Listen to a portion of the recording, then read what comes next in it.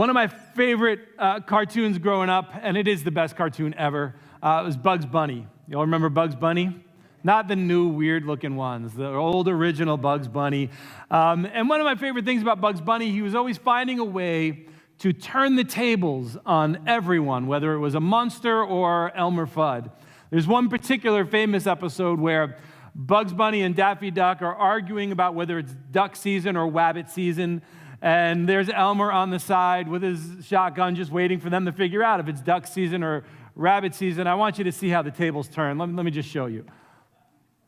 Wabbit season, duck season. Wabbit season, duck season. Wabbit season, duck season.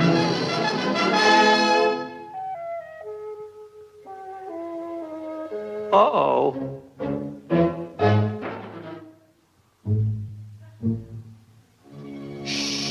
Be very, very quiet. We're hunting Elmer's. Ha I show that to you just because I want to raise this question to you today. What do you do when the tables turn? How do you act? Sometimes and in some situations, you might feel as though you have no power, no agency, no ability to control your circumstances or the outcomes. You need the job, and so you got to put up with the bad management or that horrible boss and the lousy working conditions. You're just a kid, so you got to do what everyone says. You're dependent on someone, and so you got to abide by their way of doing things. But what happens when the table turns and suddenly you've got the power? What happens when the shoe is on the other foot and suddenly you're the one with control? When you're no longer the newbie on the team? When you're the senior looking down on the freshman? When you get a promotion and now you're in charge of all the people who maybe were giving you a hard time. When the others are depending now on you and you have power over them. What will you do when the tables turn and you find that you're the one with the power? When we left Joseph last week, the tables had turned. For those of you who missed it, I'll try and recap here in one sentence. Joseph went from being the favorite son in charge of his brothers who were older than him, called by God to lead his family, to being betrayed, sold into slavery. Then he went from slavery to prison. And then last week, we saw him go from prison to palace. And now he's second in command of all of Egypt.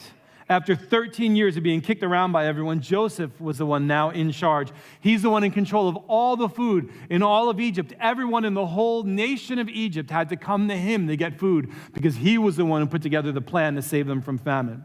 But it wasn't just all the people of Egypt.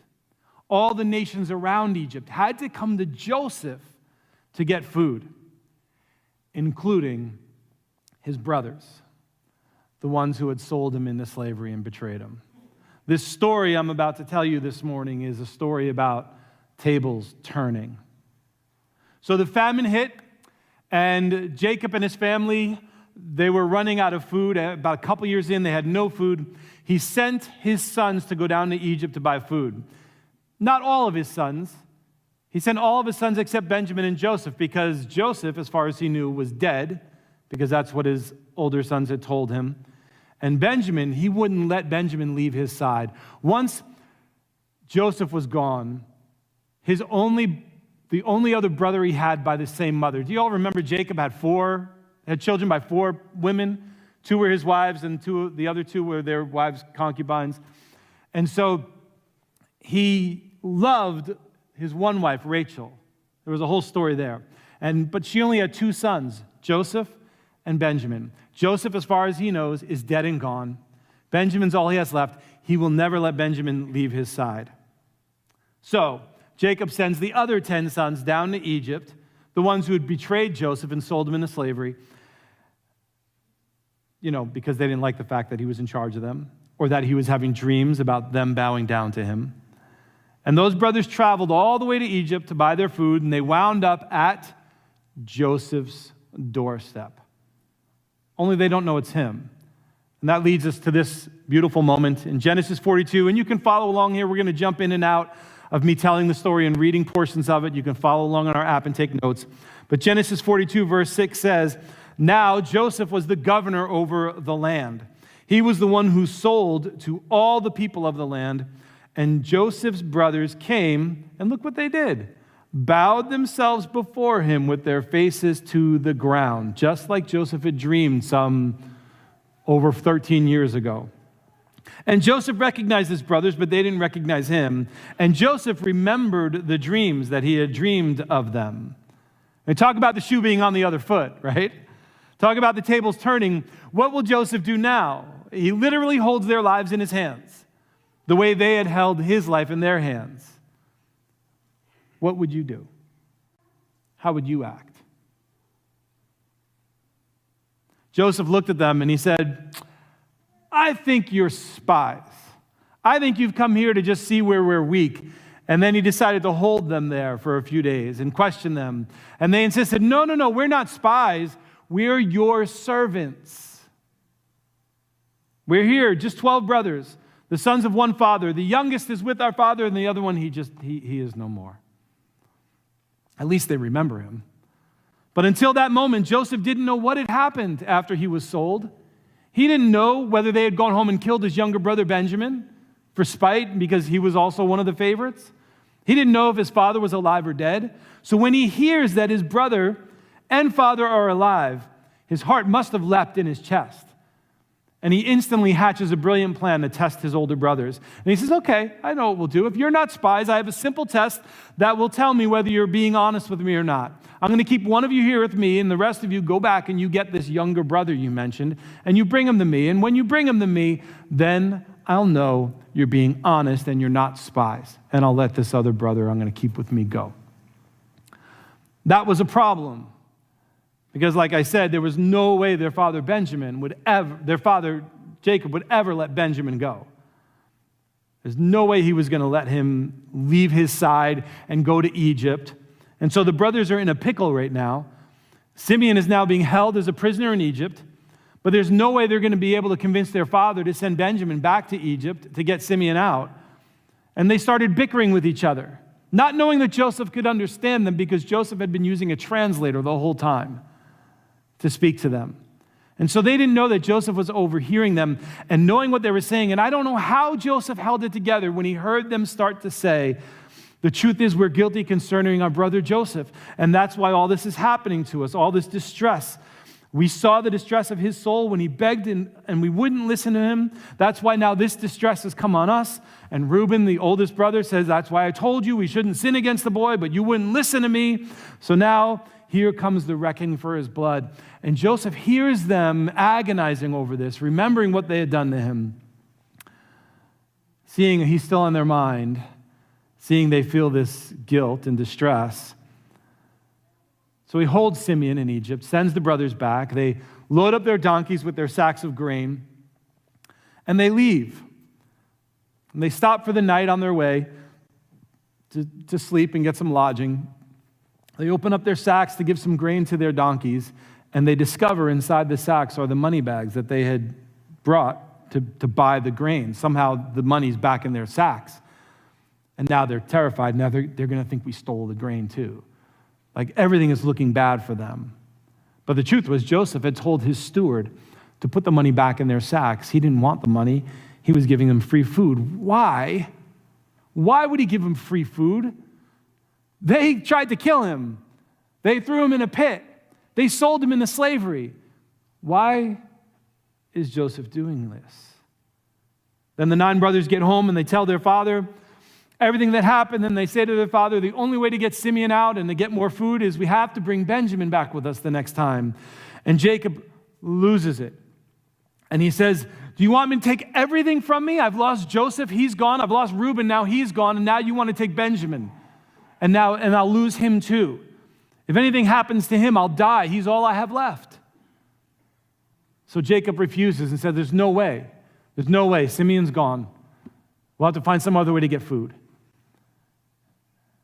Day after day goes by. Their food stores start getting low until they're desperate and they need to go get food. They're like a week past when they needed to have gone to get food. Can you imagine feeling so powerless that the only choice you have is to risk your son to get food for your family? That's where Jacob is right now. Ultimately, he relents. and he sends his sons back with Benjamin this time.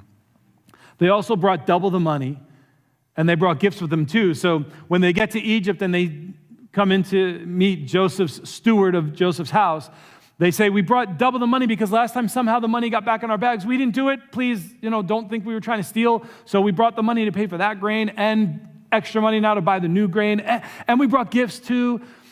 And the steward of Joseph's house says, whoa, guys, peace to you. Don't be afraid. Your God and the God of your father has put treasure in your sacks for you. I received your money. Right there, that tells us two things. One, Joseph taught his steward in his home about who God is. And number two, Joseph saw everything he was doing as somehow in partnership with God. Everything he did, he was doing partnering with God. So they bring the brothers into Joseph's house. They give them water to drink. They wash their feet for them. They feed their donkeys. Then they tell them, hey, get ready. We're going to have a big lunch. Joseph's coming. But they don't know it's Joseph. So when Joseph gets home, they bring all their gifts to him. They bow in front of him again. And when Joseph sees Benjamin, his younger brother, who was a child, a baby when he left, he just breaks down in tears. He runs out of the room, and he cries because his heart is just so full, and he doesn't know what to do with himself. After a while, he washes his face and goes back in the room, and they sit down and they have lunch together, and they laugh and enjoy the food together, but Joseph still didn't tell him that it was him because he had another test for his brothers.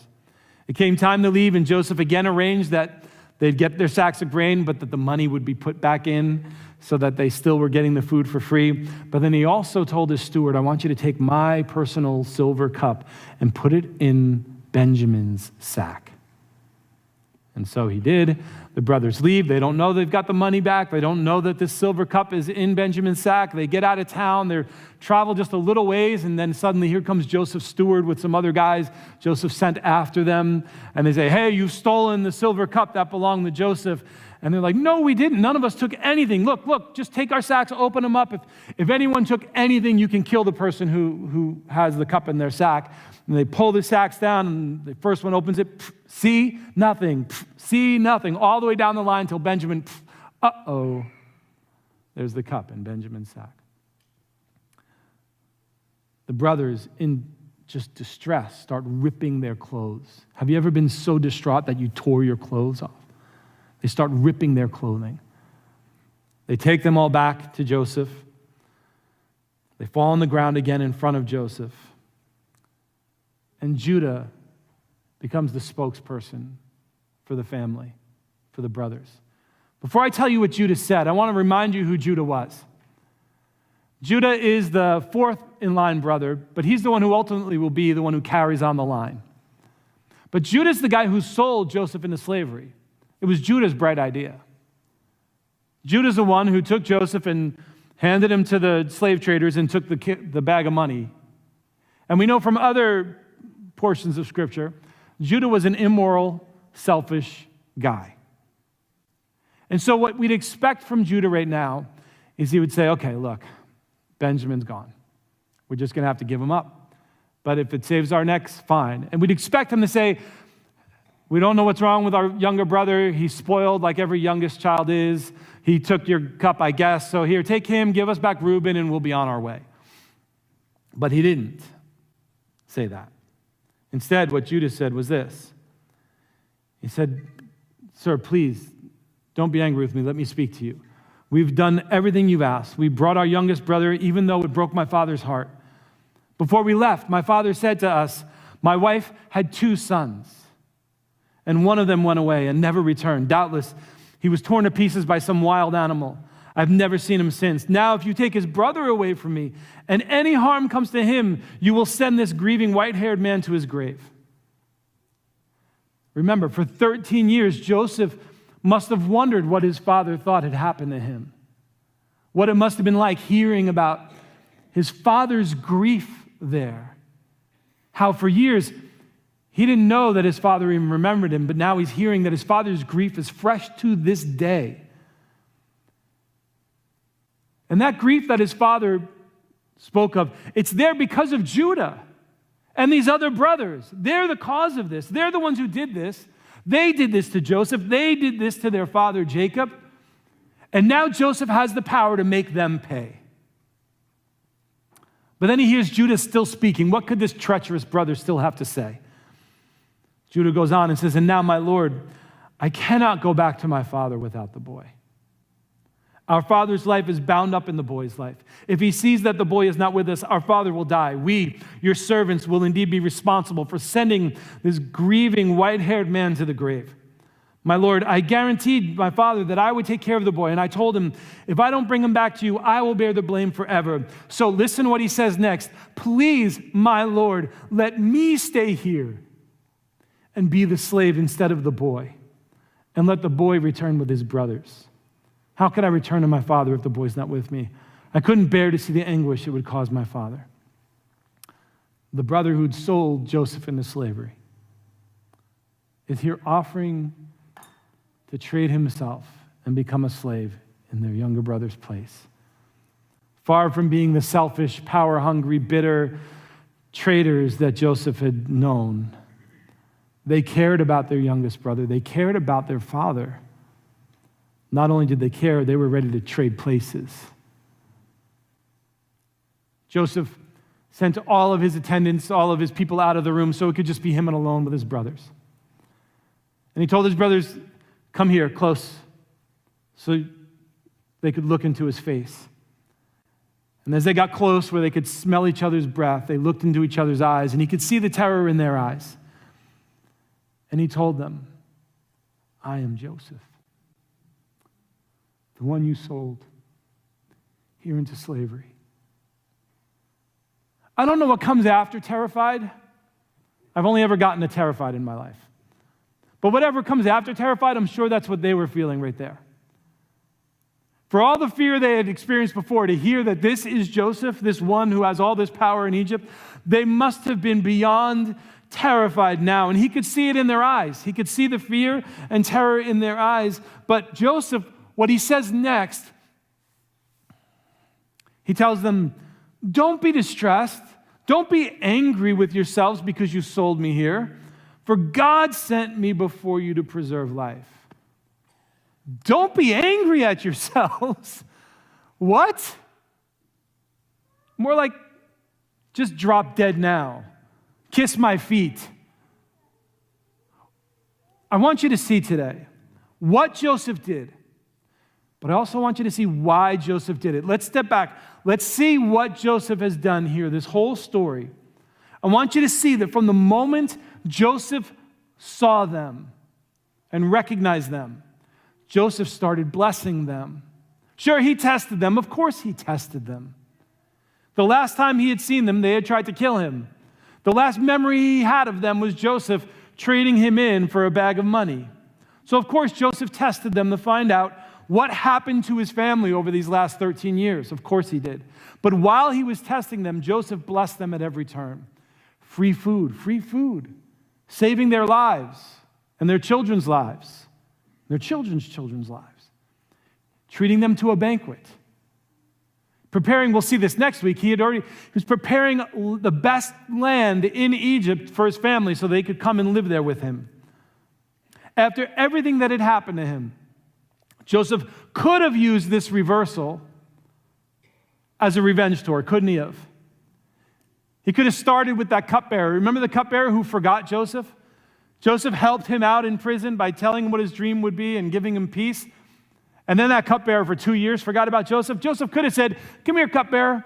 I want you to go inside this little hole here." "Yep, I'll come back in a few minutes." And then gone away and then showed up 2 years later and said, "I'm sorry, I forgot," and let him out. Revenge tour.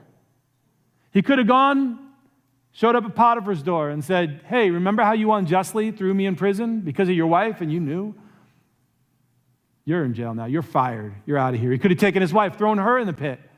He could have tracked down the slave traders who dragged him to Egypt and sold him and punished them. And then, piece de resistance, he could have found his brothers. And what could he have done to them? At the very minimum, no food for you. Get out of here. You're gone. Or he could have given them the old chief baker treatment and cut their heads off.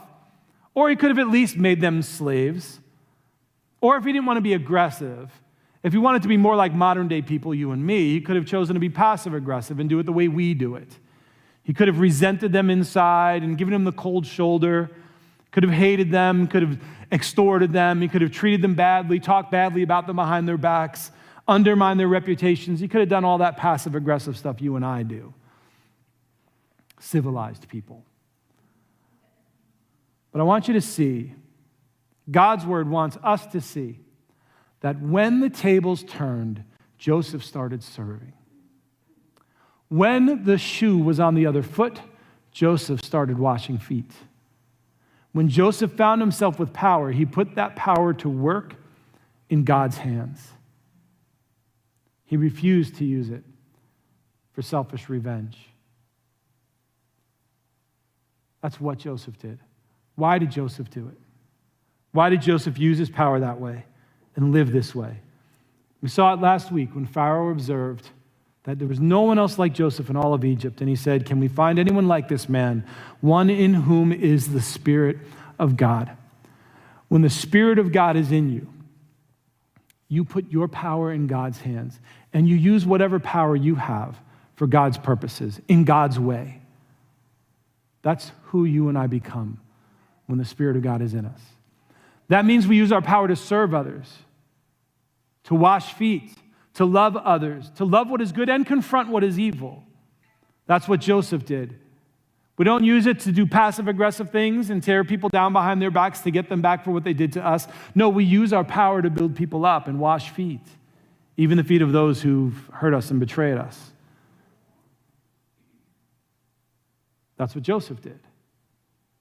He put his power in God's hands, used it for God's purposes. Joseph saw everything in his life through one lens, God's plan. And that changed the way Joseph saw his life.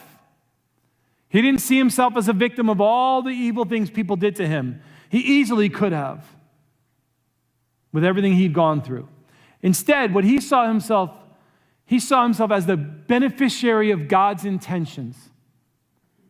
So all the bad and evil things people did to him, he saw God working and he saw God's intentions through it all and in it all. God's intention to bring about something good, not just for Joseph, not just for Joseph's family, but even for the world.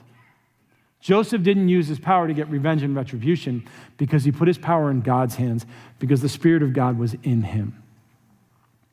Now you might object, or you might say that, it's a lot easier to do that when you're on top and everything has worked out for you. If you find $1,000, it's kind of easier to give someone $1.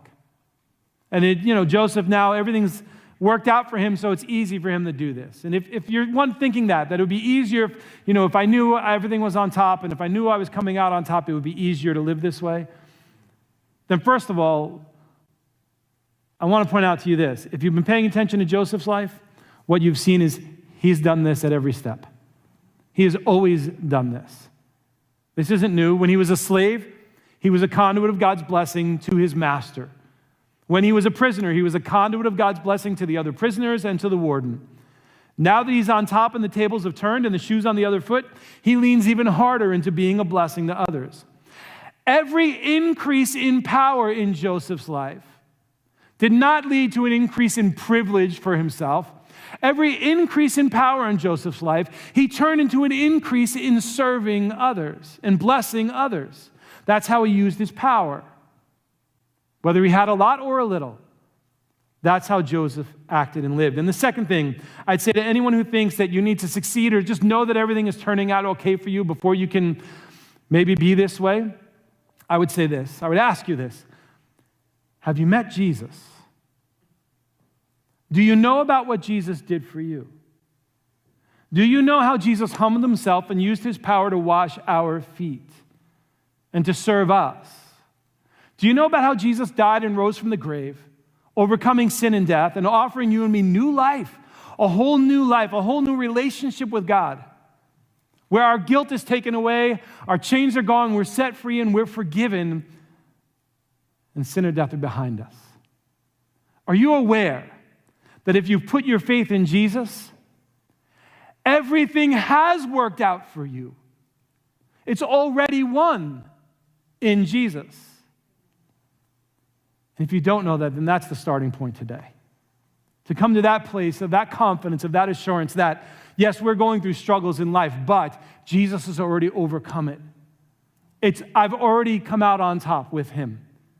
And that's why, yes, I can be gregarious with my power and I can give it generously because my chains are gone and I've been set free. Already overcome this world with sin and suffering. And my eternity is secure in him. And in Jesus, I'm blessed beyond my wildest comprehension. Once you have that foundation, that's when you and I can ask the next question. So first, if you don't have that foundation today, I invite you to that foundation. I invite you to ask Jesus to forgive your sin and to lead your life. You don't have to pray some crazy prayer or do anything. Just talk to Jesus. Say, please forgive me. I see what you've done. I see how you used your power to serve us. Forgive me. But then the next question you and I ask, because most of us have already done that first part, the next question we've got to ask is this. And look, I don't know where you are at in your life right now. Whether you're in a place where you feel like you have a lot of power or you're in a place where you feel like you have very little power. Honestly, it doesn't matter. However much power you think you have right now, the question stays the same. How are you using the power that you have right now, today? Are you using it selfishly, for revenge, for retribution, to get even? Or are you using it to serve and to wash feet? Worship team, would you begin to make your way back? The way Jesus used his power was he emptied himself, humbled himself, he washed feet, and he told his disciples, anyone who's going to be like him and follow him should do the same. That this is what power looks like. Power looks like blessing others and serving. Everyone who's full of the Holy Spirit uses their power this way. So just take a moment and ask Holy Spirit to speak to you. Where have I been using my power, Lord? How have I been using my power? Whether it be little or much.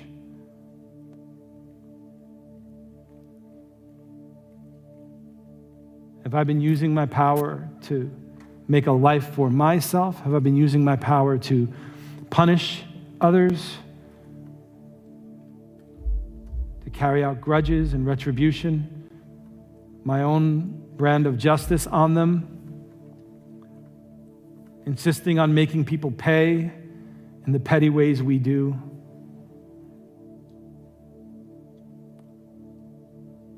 Or are we living in the freedom that you've already given us? That our chains are gone and we've been set free. Free to forgive, free to love, free to be like you. Lord Jesus, help us to understand what it means that our chains are gone and to use our power the right way.